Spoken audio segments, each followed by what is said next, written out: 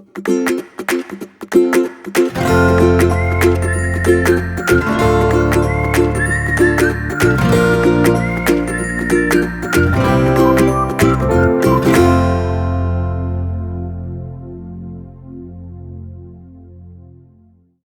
afternoon everybody, my name's Steve, I'm the British Railroader, and we're back in the model railway room this afternoon because I've got a progress update on the layout. Now, I know I only gave a progress update, I think 24 hours ago, literally saying that I was about to lay the track and do the wiring. Well, the track is all laid, the wiring is done, the layout is now operational. And what I'm going to do is give you a quick tour and just show you a couple of trains in motion, plus point out one or two little things that I used during the build of the layout. So let's go over to the layout and get some trains running and have a little look and see what's what. Okay, so let's just give a little overview. Those of you that saw the SCARM diagram may be able to kind of follow this. Let's get a little bit higher. So let's go back over here. So we've got a siding at the back there with a warehouse. Then we have we call them head shunts, I think, over here. But it's the release for the loop. It's what the MYAR number 261 is sitting on at the moment. And then in front of that we have yet another siding which will go to some kind of loading, unloading facility, maybe a building. We will see. So as we come across here, so over here, this is where the loop starts, the runaround loop. We've got a point here which goes up to that industry, point here that goes down to that other siding. Then over here we've got two more points. One goes up here at the back into that building, and this one comes around here to the front. And in between over here we've got the other end of the passing loop. So as you can see, the trains, locos can run around the engines if they need to. Temporarily, I've just got this mounted here with the holder for the controller, then my NCE power cap.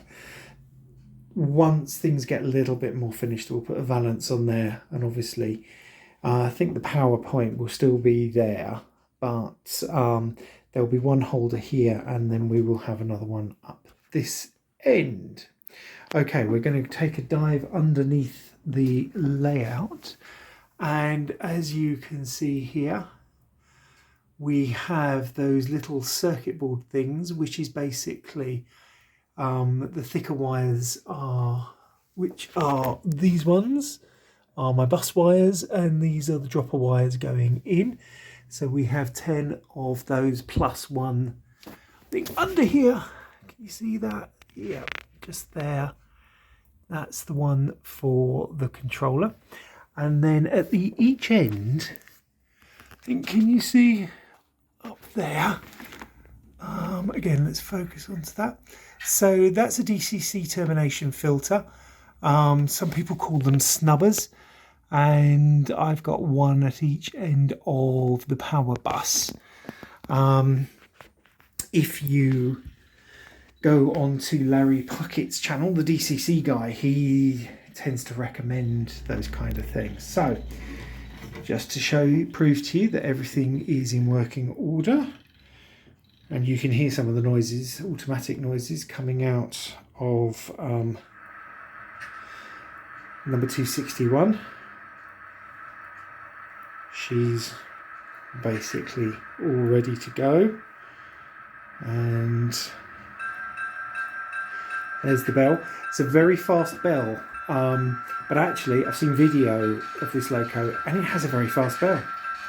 Who knew? Start her off. So I use 128 speed steps, and this is her running out at speed step 20.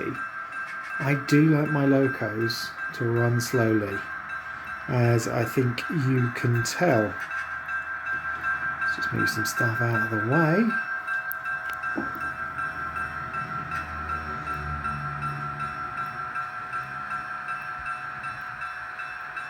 Now, if she carries on down here, she will connect onto that, but I think I've set the point to take her down the siding, which will do us for today. Let's take her up a little bit. That's her at speed step 30.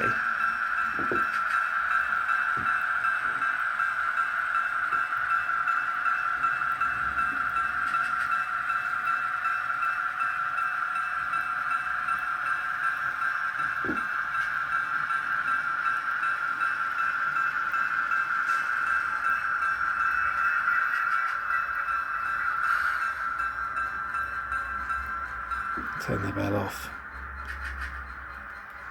Get those ditch lights off. Okay, so it runs, and I've tested it all over the layout. There are no dead spots, as it should be. Anyway, that's that. Oh, before I stop, let's just go over here to the end of this line. So this is the doorway, and there will be eventually a lift out bridge section, which I've got the bits of wood for, so I'm hoping to get that done in the next week. But can you see here, the track has been soldered to this thing, and this is, I picked these up ages ago, ProTrack rail aligners. And what you do is, when you've got a baseboard with a movable section, let me just get the other one out, or one of the other ones out. You solder your track to that, and then when I have the new baseboard on, these, if I can do it, line up like that, so that every time you put the tracks in, they should line up exactly. Quite a clever little thing, just made from PCB and a bit of copper clad. So there we go, quick layout update. Has moved very fast this weekend. Laying the track hasn't taken me that long. As I said, I wasn't going to do a video showing you how to lay track, but it was literally done with PVA glue and push pins to keep everything in place. And once the ballast is on there and that's all set, then that track's not going to move. But it does mean that I can get it up easier if I need to. So the next stage with the track work is actually going to be painting it. Now, I will be using an airbrush, and I've got some Vallejo Model Air. This is number 29, Dark Earth. And that'll be my base coat. And then we'll do things like add some rust colour to the rail sides, which will probably be done by hand, but again using Vallejo Air because that actually paints on quite nicely. And then there'll be some individual coloration for some of the ties, just to give it a little bit of difference, but that's going to take me a little while. What I'm going to do over the next week is probably just play with the layout. Might get that bridge section completed, because I'm worried that I'm going to run a train off of there, and one of my prize locomotives is going to plunge off of a cliffside into oblivion. Anyway, there we go. Once again, thanks for watching. If you haven't done so already, please hit the subscribe button. And also, if you like the video, give it a thumbs up. But anyway, this is Steve saying farewell from the Model Railway Room. Bye-bye.